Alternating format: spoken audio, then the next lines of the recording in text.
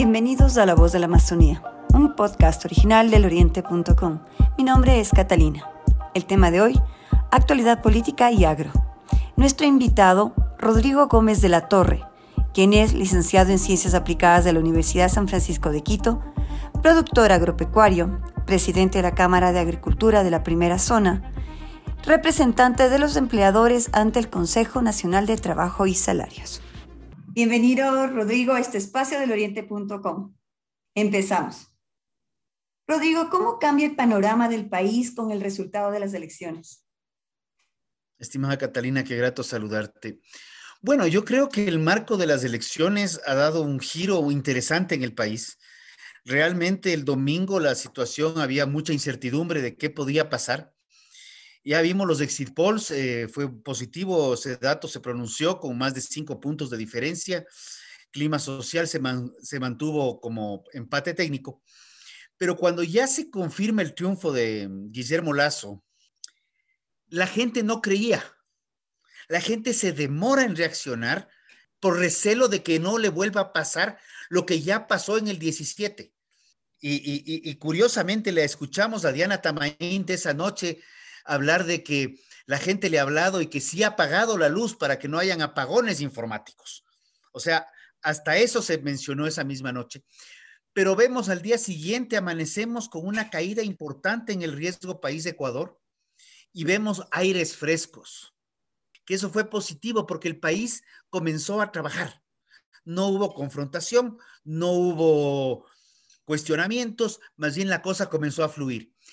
Y más interesante aún fue el día lunes tuvimos previsibilidad y certezas en materia económica, o eso es lo que el mercado internacional sintió, se pronunciaron bancas, agentes de inversión, etcétera, pero el martes parece que la fiscal Salazar siente que tiene un respaldo y previsibilidad en la independencia de la justicia y hay un allanamiento masivo a 25 propiedades, donde uno de los cuales termina preso es el contralor subrogante.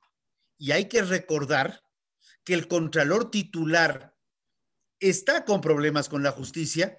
Pasamos al contralor subrogante, que en este momento se encuentra en la cárcel 4, y ahora por alguna forma tenemos el subrogante del subrogante, pero es un tema que ha dado mucho que decir, ¿no? Y muchas sorpresas al país.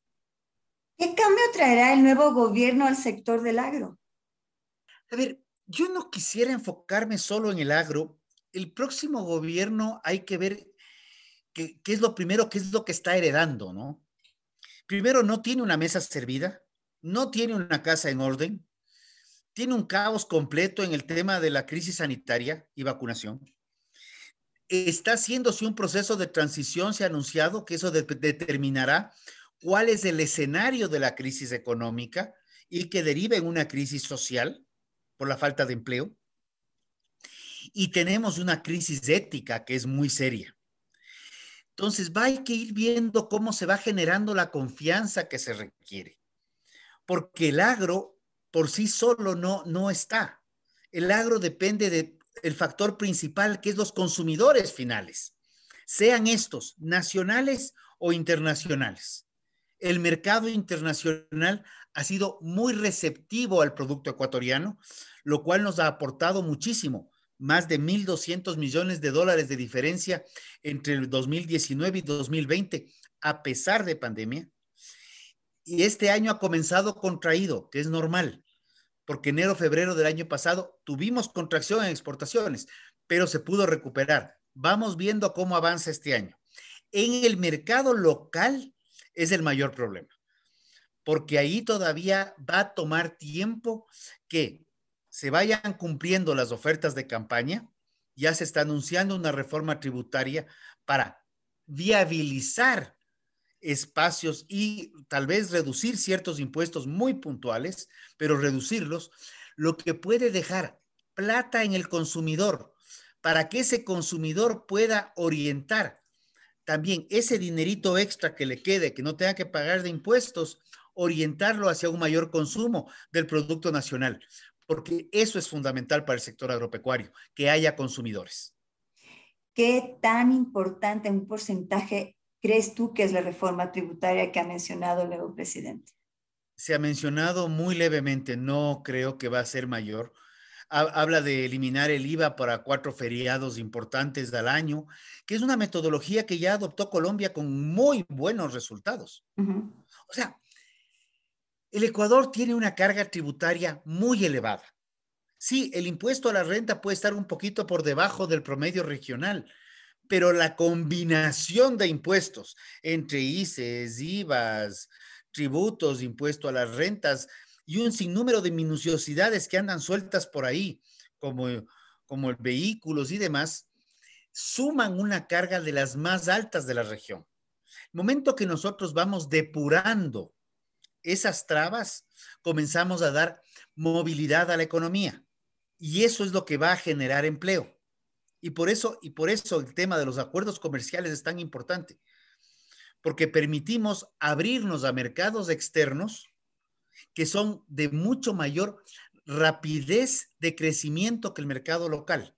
Entonces, si podemos abrir el mercado externo, estamos generando empleo local. Ujú, ujú. ¿En qué aporta el gobierno al agro o acaso es solamente la gestión privada la que lo saca a flote? Haciendo memoria, Ujú. y no memoria tal vez de la que hayamos vivido personalmente, pero cuando tú recuerdas los escritos de la época de la dictadura militar, del boom de los 70, se decía, vamos a sembrar el petróleo y vamos a desarrollar el agro. Al pasar de los años, seguimos con la misma frase, vamos a volver la mirada al agro. Y lo que hemos visto es que el presupuesto para el sector agropecuario cada vez ha caído más. Y más bien, el año 2020 fue un año muy decidor en algo muy curioso. El gobierno tuvo que dedicarse a la pandemia, ¿Ya? tuvo que dedicarse a temas relevantes de la pandemia. Y lo que hizo para el sector agropecuario, particularmente para el agroexportador, fue determinar corredores logísticos para acceso a puertos. Y eso también permite un crecimiento, porque el sector privado se puede dedicar a lo que debe dedicarse, que es a trabajar y cumplir normas locales e internacionales, que muchas veces las locales son más complicadas de cumplir que las internacionales, porque aquí tenemos normas extremadamente cambiantes. Entonces, como no tenían tiempo para cambiar normas, se pudo trabajar de manera más fluida. Y hay excedentes en varios productos que no han podido ser ubicados en mercados, que eso más bien ha generado problemas. ¿Qué aporta el gobierno? El gobierno debería aportar siendo un facilitador de las actividades privadas y no un complicador de las mismas.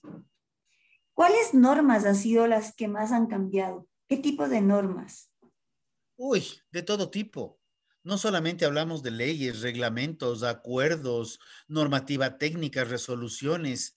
Es Las un que más tema han permanente. afectado al sector, Es que tienes de todo, ¿ok? porque tienes desde normas técnicas que se cambian y no se cumplen, o tienes normas tributarias. Por ejemplo, el caso del impuesto del 2% a las ventas totales que se aprobó en diciembre del 19. La resolución tomó ciertas decisiones en febrero, fueron modificadas en junio, fueron modificadas en octubre, fueron modificadas en enero de este año y Ujú. ahora ya estamos pensando en derogar el impuesto. O sea, ojo, el Ecuador no se ha caracterizado por tener una estabilidad normativa. En algún momento, años atrás, se hizo una evaluación de un grupo de años y Ujú. el Ecuador movía en este combo de normas más o menos 4,000 normas diarias en las diferentes áreas.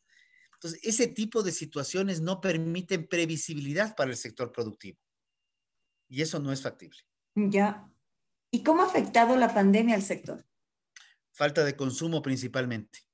El momento que se cae el consumo, toda la cadena hacia atrás se queda contraída. ¿Por qué? Porque el consumidor es el gancho. Si hay más consumidores de papas o más consumidores de leche o más consumidores de banano, Ujú. las industrias están procesando mucho más y están comprando mucho más a los productores e inclusive se les incentiva a los productores a producir más. El momento en que la industria o los comercios o mercados no pueden vender, se contrae hacia atrás. Y los procesos en las plantas y animales, los procesos biológicos, no se paran. No, No, pues. no son una máquina que puedes apagar. Pues ahí vienen las recomendaciones. En el caso de ganadería, seca las vacas, no fertilices los potreros, frena la producción. Y el frenar producción es el primer sinsentido.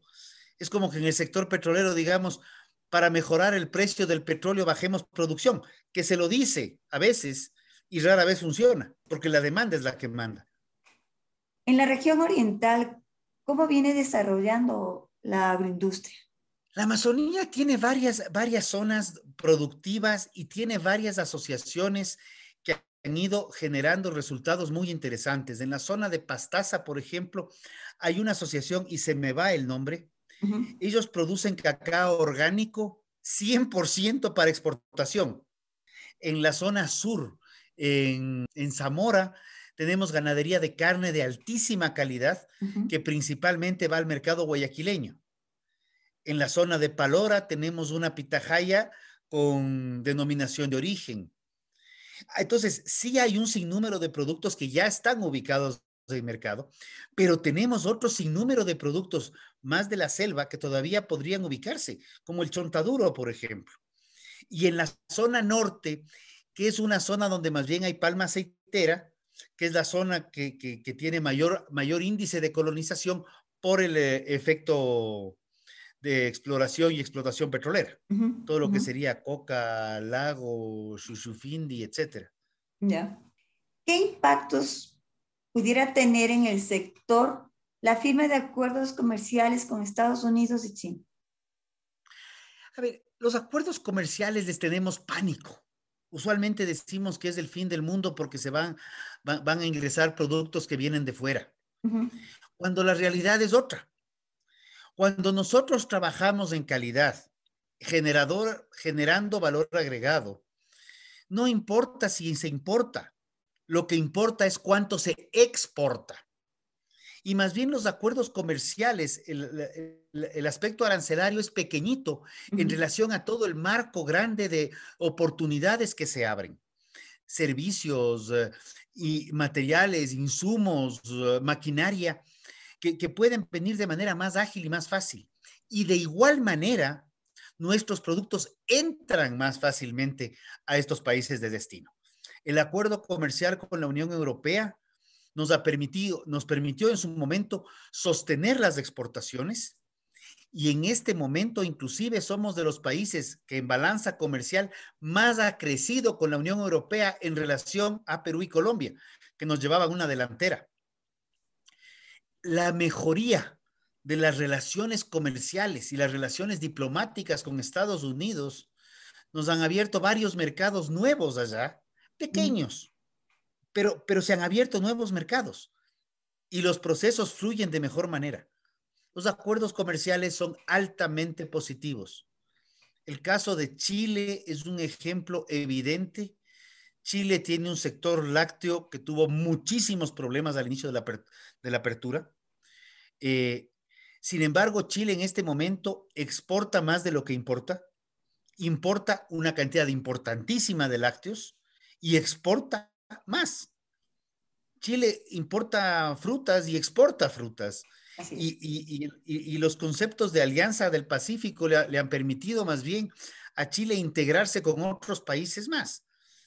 Yo soy un ferviente convencido de los acuerdos comerciales porque además, ante esa normativa permanentemente cambiante que tenemos en el Ecuador, el acuerdo comercial da previsibilidad en el largo plazo, porque ya tienes una norma que está en un marco internacional y no cualquier funcionario la puede cambiar. ¿Cuál es el futuro inmediato del sector? Yo creo que el futuro inmediato del sector, primero vamos a ver qué pasa. Como digo, lo primero que necesitamos es que el nuevo gobierno se posesione. No creo que vaya a haber unos cambios estructurales del primeros 6 o 8 meses.